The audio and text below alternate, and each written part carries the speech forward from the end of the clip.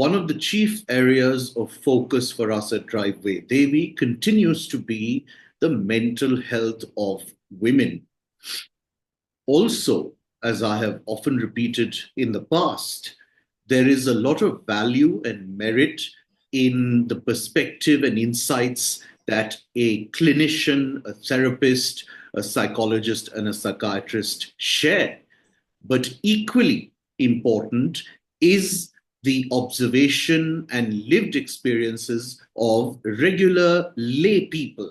And I think that those are the interactions that tend to find more identifiability and relatability with people at large. Today is particularly special because we have somebody who is smack in the middle of a clinician and an Aam Aadmi, because joining us is Sanchita Bhattacharya, who is a research fellow at the Institute of Conflict Management. And therefore, being an academic, I'm going to tread cautiously because I know exactly how intelligent she is, and I don't want to make a complete idiot of myself. But joking aside, I'm very grateful that when I reached out to Sanchita, she was so open to doing this. She has,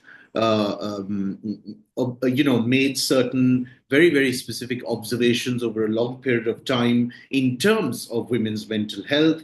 And we shall be delving into all of that in today's session that we are titling Finding the Fairer Sex. This is Talk Therapy brought to you by Driveway Devi, and I'm Karthik. On behalf of Driveway Devi, a big thank you and warm welcome, Sanchita. Thank you, Mr. Karthik, for inviting me. And I'm really sorry because I had to reschedule our last week's discussion because of certain like work commitment and all. But I'm really thankful to you for inviting me. And I have always been very keen in discussing this issue of, mental health crises, especially with women these days.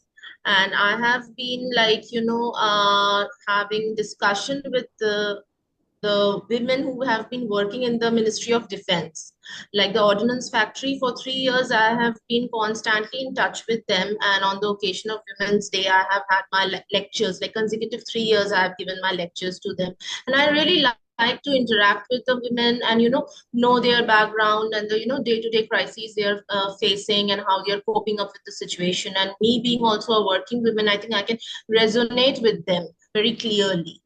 That's So, absolutely wonderful. I'm really very excited today to have a, very, I think our discussion would be very fruitful and it would also help your audience. And I think, yeah, it will be nice for people who want to reach out actually. Most definitely. And so, therefore, thank you once again. Now, Sanchita, if I may, before we get into sorry, discussing your observations and the kinds of lectures and presentations you've been making in this realm, I would love for you, for the benefit of our listeners and watchers, briefly outline your own work as a research fellow and writer. Yeah, so I have been with this organization, Institute for Conflict Management, for more than a decade now. And we have a portal of which is called South Asia Terrorism Portal. And we have this daily update of all the terror and insurgency related activities within the 7 countries of South Asia, like Afghanistan, Pakistan, India, Sri Lanka, Maldives, Nepal, Bhutan, and Bangladesh. So it is quite a hectic job I'm into, and we don't have any Sundays or Mondays or weekends or other holidays that people have. So like we all know, this Pahalgam attack happened yesterday. So throughout the night I was very busy. In the morning also I was very busy. So we don't know what will happen. So it is actually a very demanding job. And I have had my PhD from Jawaharlal Nehru University, JNU. I submitted my PhD like 10 years, more than 10 years actually back, and I did my research on madrasa education of India, Pakistan, and Bangladesh. So I basically deal with political Islam, and I also deal with the Islamist movements within Pakistan, Afghanistan, and Bangladesh. I also monitor Kashmir a bit. So in totality, I can say my job is very demanding, and I have to have a sort of a very, what to say, focused attitude towards my job. Well, So that, I wish I'd known earlier, but that doesn't matter. Your specific area in which you seem to have done your PhD is so interesting, and we yes. always like to also delve into the mental health aspects of various minorities, whether they are religious minorities or social minorities, gender Mm-hmm. minorities. Perhaps at some point in the future we could do that. So let's get into women's mental health, Sanchita. And of course, as you and I briefly spoke offline, there are so many facets to this. It's a very complex, layered, and Yes. nuanced issue. But if I was to ask you, in terms of your sort of observations and insights, what are some chief root causes of distress that you see and observe in women? See, I would like to mention that I am a feminist. I would like to believe that, and I do believe in the equality of both the sexes. But there are certain differences between both the sexes, and it is better for us to acknowledge that. Absolutely. Men deal with the problem in a different way, and women deal with the problem in a different way. And as you and I, we are speaking as of now, and I'm talking about statistics. Now, recent figures have suggested that 1 in every 5 women is suffering from one or other form of mental health crises. It can be depression, it can be anxiety, it can be what to say, OCD also. So we generalize all these what to say symptoms, which is actually a very dangerous thing. As a woman, also, I'm saying if I'm seeing some sort of a behavioral shift within my friend or my cousin or my co-worker, I would think in a different way. I would not have a clinical approach towards it. Hmm. Okay, Hmm. so this is one of the reasons. It is one of the main reasons why I got so very much interested and why I got so very much curious about this entire issue of mental health. Yeah, Secondly, I need to interrupt you very quickly, and I'm yeah, only sure. going to do this when I feel it's absolutely necessary. So, when you say generalize, am I interpreting it correctly in understanding by generalizing, you mean oftentimes we come across a certain casualization Yes. and loose usage of very serious conditions where Yes. if somebody is fastidious or particular about cleanliness or tidiness, we say, "Ah, Yes, yes, isko yes. OCD hai," things Yes, like yes, that. yes, yes, absolutely, absolutely. We not only generalize, there is a casual approach about it. There is a very, you have, I can't, it is very tough to explain because, it is there within us. This problem or this attitude is very much within the family, it is very much within the workplace, it is very much within the friends, it is very much within the extended, space a woman operates. So casual ho jayega and all this chalta hai attitude Hmm, actually takes a toll on the woman, hmm, hmm, which we, undermine, hmm. whether it is our partner or our parents or our siblings or our co-workers. They actually undermine the problem, and that is how it gets aggravated to a point when someone reaches the point of no return. I have also seen cases where a woman gets addicted to prescription pills, Hmm. and when the doctor is withdrawing the prescription pill, she is actually going back to the stage where she was, and it is extremely dangerous. We don't understand. We treat it, it becomes a sort of a trivial issue.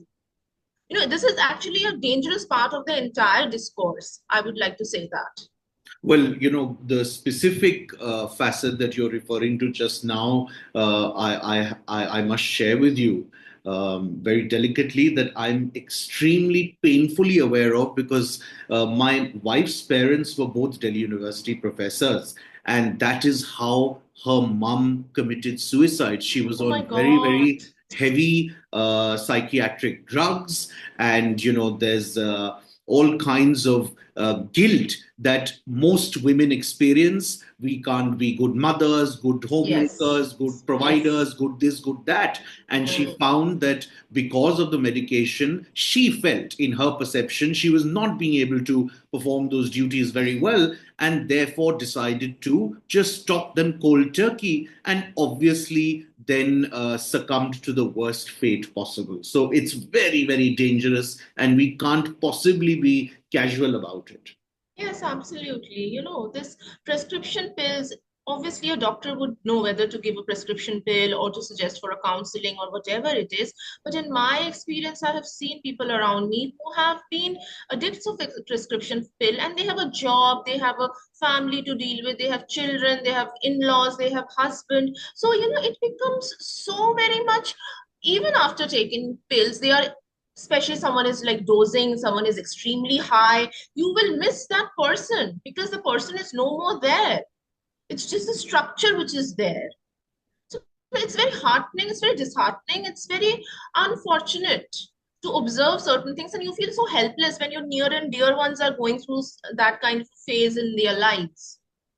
Absolutely. Now, you very correctly mentioned, Sanchita, that this is a matter that has to be viewed and examined through a gendered lens. And when we talk about genders, and when we talk particularly about the female gender, there is just by anatomically, there are certain specific and unique sets of experiences that only women have. For example, Yes. post giving birth, or Yes. perimenopause, or menopause. So, continuing with the gender sort of lens through which to look at mental health, share some more observations, insights you have, whether it is in terms of the kinds of distress that women are facing, either professionally at the workplace or on the home front, domestic front. What have you come to see? See, according to WHO now, this mental health crisis has become an epidemic in India. And it is no more something which we have to put in the back burner. Like 56 million people, according to the statistics provided by WHO, are suffering from this, any form of mental disorder or mental disease. And especially when we come towards women, I would say, like in workplace, especially, I would say a woman has always had this, double burden, as we all know, of juggling. You have to be there in the office, you have to be there at the house, you can't, you like, for I'm just giving my example. If I'm working and I have a deadline, I can't say to my mother or my in-laws that, I have a deadline. If I have to get something done at home, I have to get that thing done at home. So I'm not being generalizing. All of us have been, have such experiences in our life. Then there's also, as you were mentioning, the sense of guilt. It is a burden, I think, for centuries women have been carrying within themselves. We are conditioned to feel guilt. We are conditioned to feel guilty if we are happy. We are conditioned to feel guilty if we are successful. We are conditioned to feel guilty if we are prosperous. It doesn't happen to a man. I'm very sorry to say that we are living in a so-called, post-modern world, but still it happens. This extreme sense of guilt, especially for mothers. I'm just, if my child is not, I don't have a child, I don't have a child, but in case of my friends and my cousins I have seen, or my co-workers, my child is not, they have an exam, or they Hmm. have an extra class, or they are not feeling well, and she's in the office, so she Hmm. would feel constant, that guilt of motherhood would be, inside her brain. It doesn't happen to the father. I'm sorry to Absolutely. say that it doesn't happen to Absolutely. the No, you're father. quite right. It doesn't happen because men are brought up extremely Yes. entitled. Yes. So she always thinks, oh, I have to go home, and she can't ask her boss, she can't ask her superior for a leave or a half day. Then they would say, "Ab ghar pe kyun nahi reh jate? Why do you bother to come to the office?" It happens with us. Whether we like it or not, we have to call out the elephant in the room. That is what I believe in. Then these meeting deadlines, this is again another, stressful thing for a woman, because you are dealing with, we are called, what to say, in this our Indian mythology, we are called like sarvagun sampan, or we have this dash bhuja and all those things. So we have been typified. The society has put a template on a woman. If she says I want to be a career woman, then she is seeing in a different lens. Yeah, Your own I think family. it's always tragically seen as it being at the cost of her primary duty. Exactly, exactly. I'm not talking about others. Your own family would start judging you. If you say, I don't want to do anything else, I want to concentrate on my career, your parents would start judging you, which is actually a bitter truth. And then this professional expectation is also there. Like you have to, like meet the weekly deadline, you have to report, you have to like be done with your monthly reports, your annual reports, and lot many other things. And you can't say that I can't be at this hour in office, I have to go home, and I have certain problem also at home, because then people will say, why do you bother to come? You just be at home. And all of us have faced these kind of problems, vis-a-vis promotion, vis-a-vis getting purse, vis-a-vis maintaining what is a healthy workspace also. These are the crises women face.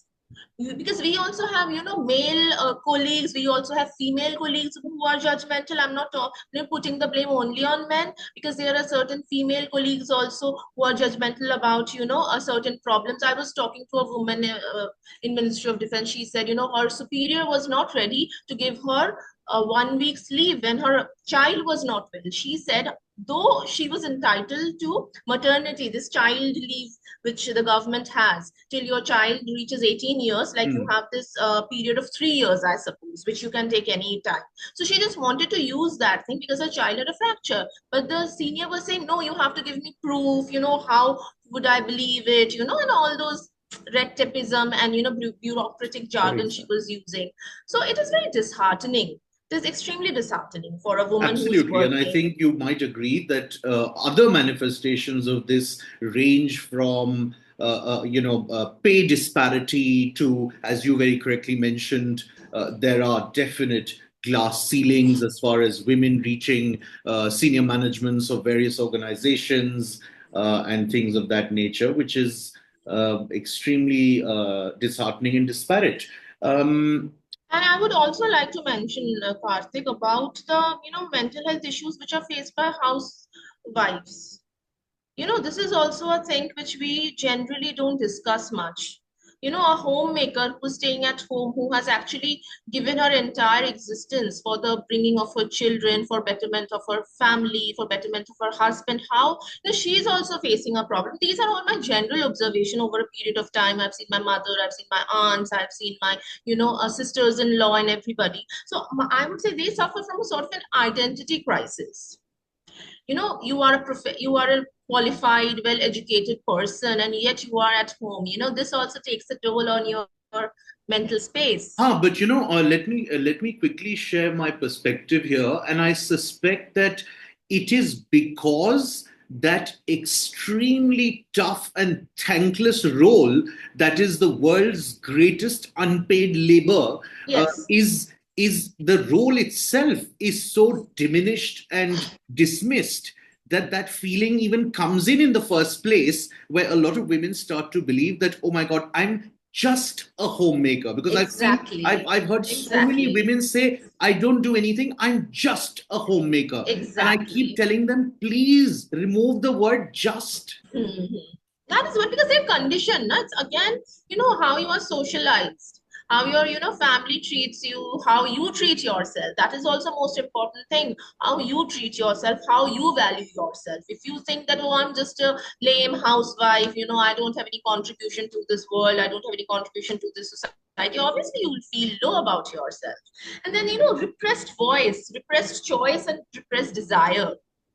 These are also very important and significant points towards mental health crisis. She has a repressed choice, her voice has always been repressed, and there is no point to express her desire. When a woman starts expressing her desire, she's seen in a very different lens, whether we like it or not.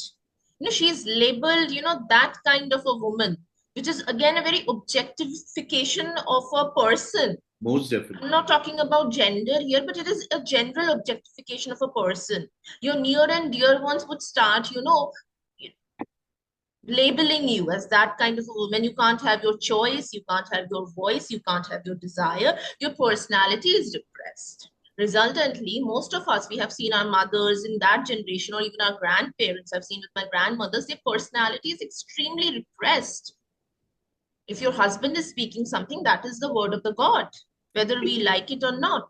In fact, it might be a good idea to contextualize that very, very critical point. I have come across situations where there have been women homemakers in families where decades and decades of tireless devotion and dedication to family, where then if you ask these ladies, or for that matter their families, that acha, listen, what is mom's favorite dish, they Yeah, won't know. yes, yes, yes. Mom can't have anything favorite, you know. Mom is just a provider. She's there to clean the house, to tolerate our tantrums and, to pamper us all the time. But we hardly bother. Society is in such a way that also I would say it has something to do with financial independence. At the same time, पहले के ज़माने में I would say Sridhan, I'm not in support of dowry at any cost, but yes, a woman knew that this much of gold I have with me, or True. this much of, things I have with me. Right. So that How, Sri Dhan was yes, gave some sort of, yes, yes, yeah. yes, absolutely. And it also, I don't know whether you watch, there is a movie called Goinar Baksho. It's Hmm. a Bengali movie directed by Aparna Sen. Okay, it's about a very old lady who was a child widow, and she stayed with her extended family. She was thrown out by her in-laws, and she used to stay with her brother's family. And just because she had, lots of gold, people would pamper her. People would give her a certain, what to say, sort of a Advantages special or treatment, preferences. Yeah. because they knew that she is a destitute. Once she dies, the entire gold would be given to the Correct. family. So, these are just indicators. These are social indicators of how a woman is treated. This day also, I would say there are certain people who would, pamper their older generation with the, especially women कि अच्छा दादी मरेंगी तो ये छोड़ के जाएंगी, नानी मरेंगी ये छोड़ के जाएगी. सुनने में it's very odd to the ears, but this is how life is. This is how a woman, especially in her old age, is treated. If you have some, if you can give me some financial gain, if you give me some monetary support, okay, fine, I'm there with you. If you have no background, if you are practically a destitute, you might end up in a old age home. It is as simple as that. In fact, if we were to extend that point, so threatening is that financial independence to the status quo and establishment that again one will hear men and patriarchs and heads of families say things like, "Oh, financial independence of women is what is leading to so many divorces nowadays." Yes, yes, yes, yes, yes. I think there was a case of a woman who committed suicide last month, maybe in a place in somewhere in Delhi NCR, I don't remember. And I was like so appalled, and she was tortured for dowry. This is the age we are in the new millennia, and we are still talking about dowry deaths in a capital city of our country, and Absolutely. it's not a village, or it's not a rural area, or it's not with uneducated people. These are all professionals. And this casual attitude towards dowry, this casual attitude about getting paisa in shadi and everything, this is really appalling. And you know the guy can be an engineer, he can be an IS officer, he can be a doctor, it doesn't matter. This is really frustrating. And this gender discrimination, especially a woman, a homemaker, which she faces in her husband's household, it is again extremely distressing. Because she's just treated like a doormat, whether we like it or not. What are you doing? You are just staying home. Now, I have seen people saying till today that what are you doing? You're just cooking food. You are just staying home all the time. AC on karke baithe ho. Sara din you are watching TV. What the hell are you doing? Your Hmm. husbands are saying this to their Yep. wives. So it's like an absolute, you are demeaning your own spouse. You are demeaning the mother of your own children. And what happens, it perpetuates, it becomes intergenerational. Most definitely. A lot of this belittling and diminishing and labeling is so unfortunately done in front of the children. Exactly. Um, I wanted to talk a little bit about, uh, and I know this is slightly off script. Now, I have a very, very strong Calcutta connection. Coincidentally, my mom's from Okay. Cal, Nani Badi is Calcutta. I was born Okay. there, and I'm Acha. there very often. And Okay. uh, to tell you the truth, I've not really ever felt Marwari. I feel more Bengali spiritually. Have all Yeah. kinds, my interests are aligned that way. I started learning Hindustani music when I was very young, etc.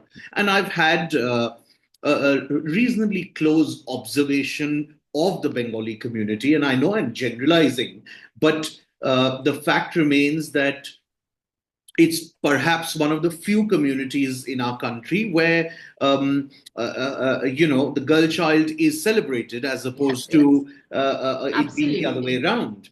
Now, I'm curious, do you think that unconscious, subconscious liberty that you have had as an individual woman being born into a Bengali setup is what even gives you the awareness and therefore the curiosity to make these kinds of observations and have the conversation that we're having right now. And the reason I ask is that a lot of women don't even have that objectivity, they're just completely unaware. Absolutely, absolutely. You're absolutely right about this. And from my father's side, we don't have a brother. Okay, we are like six cousins, but we never felt that way. Hmm. Our grandparents were very proud of us. We all are professional. We all have our education, and we are, out there in the world doing our things. And we never felt that we don't have a brother and we are, lesser than a man, because our upbringing is very different. A woman and a there is no distinction between a male child and a female child in Bengal, as you rightly mentioned. It's not like a bhaiya doodh pee lega, tum doodh mat piyo, which I saw, within my friends. And I would be appalled, and I would ask my mother, what kind of a system is this? Because I grew up in Delhi, and when I see my one of my friends, they were four sisters and one brother, and the brother was like a Rajkumar. He was the youngest, and he would be treated like a prince. And and those four girls were actually borderline destitute. Hmm. And this, I'm talking about a government housing society. I'm not talking about some stray what to say Sure. place in hinterland of India. And I'm just talking about my experience, and I was very much, I would say, you can say, inspired by these Doordarshan programs. I think we all grew up watching Doordarshan programs and population control and Yeah. female emancipation and all these things. So it actually etched inside my mind, and I have always been a very curious child. So I would ask, and I was never obstructed by my parents from asking questions. Why this happens? What is the why there should be a difference between a man and a woman? Yeah, there are biological differences which are given. That is a different thing. But I'm talking about the attitude of the society. I'm talking about attitude of the family. Why should there be a difference? Because it is obviously, and I'm very proud to be a woman. There are many girls I've seen around me who don't feel proud to be a woman, but I have always celebrated that. I'm very proud, and I'm very happy to be a woman. I'm going to let you in on a little secret on a lighter note. In our Marwari community, we always advise the girls in the family that listen, if you have to marry outside the community, make sure it's a Bengali guy. Yeah. Because at least you'll be treated well at Yeah. your in-laws' place. And my dearest cousin in the whole wide world is indeed married to a Bengali boy whom she met Okay. at Symbiosis many years ago, and they've been living happily in CR Park for many, many Okay. years. Okay. So yeah, it works out well. Well, we always like to towards the end of our discussions try at least and sort of conclude on a more hopeful, optimistic note, a note of suggestion and solution, because it's very easy for these conversations to become this long dhobi list of cribbing, cribbing, cribbing. Yeah, sure. What are some things you feel that could uh, possibly help in alleviating women's mental health, whether it is steps that families takes, a husband, spouses take, the government takes, policy level?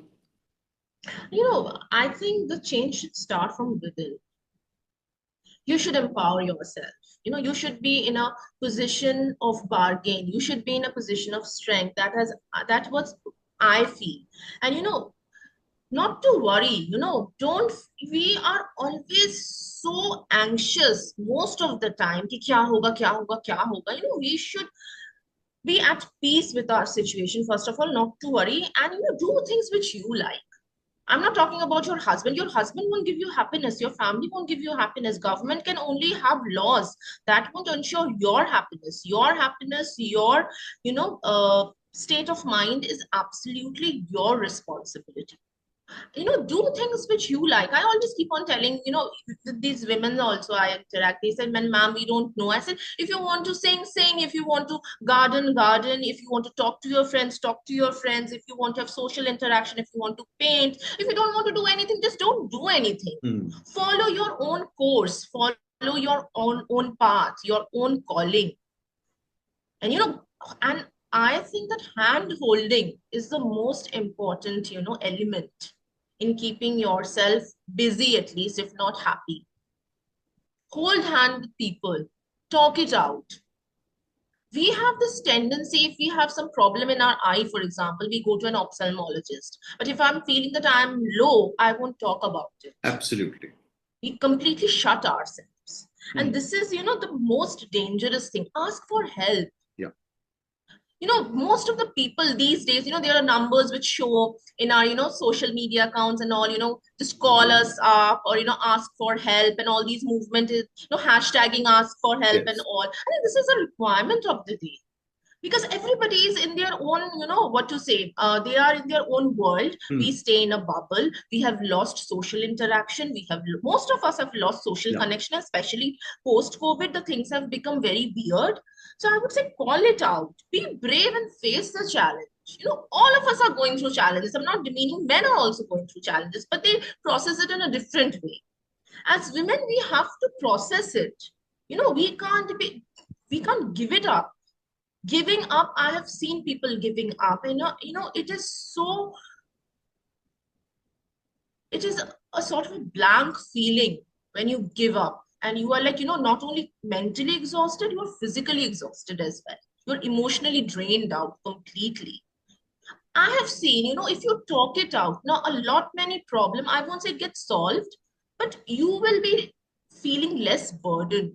For sure. And I think you might agree that the problem in terms of talking it out, which is a huge irony, is that it tends to be interpreted either as it tends to be accompanied either with shame or interpreted as weakness, whereas it is the exact opposite. Because the moment you are vulnerable and you seek out help, it's very courageous and brave. Yes, absolutely, absolutely. People say that don't cry, but nowadays I think, most of the doctors are saying that you need to cry. Your system gets cleaned when you cry. It is a biological thing when you cry. We have been taught not to cry as a child. Why are you crying? It's a sign of weakness. It's a sign of being a mentally weak person. So I think we all need to have our own, people to lean back on. I cannot stay in isolation, and nobody should stay in isolation. We are social animals, whether we like it or not. We need a shoulder, we need a hand, we need a pat on our back. If I'm patting your back and somebody else is patting my back, it is not, demeaning anybody. Most definitely. Finally, before we wrap up, Sanchita, you explained certain elements of your own work, which I can't even imagine how sort of stressful and demanding they are. What are some things that you have done over the years, either intentionally, consciously, or unconsciously, that just sort of maintain a certain semblance mentally for yourself? I talk to my friends. By God's grace, I would say I have few friends who are not at all judgmental. I can speak my heart out. And they also do the same. I have few friends who are just a call away. Even if they are not around me, most Hmm. of them don't even stay in India. Hmm. So Hmm. I can even call them up at 3 in the night. Right. It is actually a God's blessing, I would say, because I'm a single child. And secondly, I do things, as I was saying, which I like doing. I'm a history buff, so I read a lot. I watch documentaries. I do gardening. I Hmm. do things which interests me, Right. and I invest on myself, I would say, in a very conscious way. You need to have very conscious investment on yourself. Give an example of that. Like, for example, I have started relearning music, Hmm. Hmm. which I actually avoided for many years. As we Right. all know, we reach a stage, we have board exams in college and profession, and Right. everything Right. happens. Now I've purchased like the synthesizer and all, and I try. Hmm. Even if it takes like, even if it is for 15 minutes, even if Correct. it is for 20 minutes, Yeah. I would play, or I would just listen to some rag, or I would try to, play an instrument, that kind of thing, which Correct. actually soothes my nerve. And I have, over a period of time, I've realized that what soothes my nerve, Absolutely. it has a very soothing experience. So that is why it is also a sort of a conscious investment I've done on myself. And Hmm. for that, I don't need any husband, or I don't need any family. I Mhm. don't even need any friend. It's my Sure. time. The way we say Absolutely. me time. Yeah. Yeah. Very much. I mean that sacrosanct me time, that Yes. that pursuit or activity that's just between that thing and yourself is so important. Wonderful. It's been great chatting. We've discussed so many important things. You've Yeah. shared very, very important observations and insights. And I hope that we have more and more people of the female gender like yourself, Sure. aware, enlightened, woke, and do themselves the very, very important service of recognizing, acknowledging the self, and doing whatever it takes to fulfill that self. Thank you very Sure. Sure. much and take care. Thank you. Thank you so much.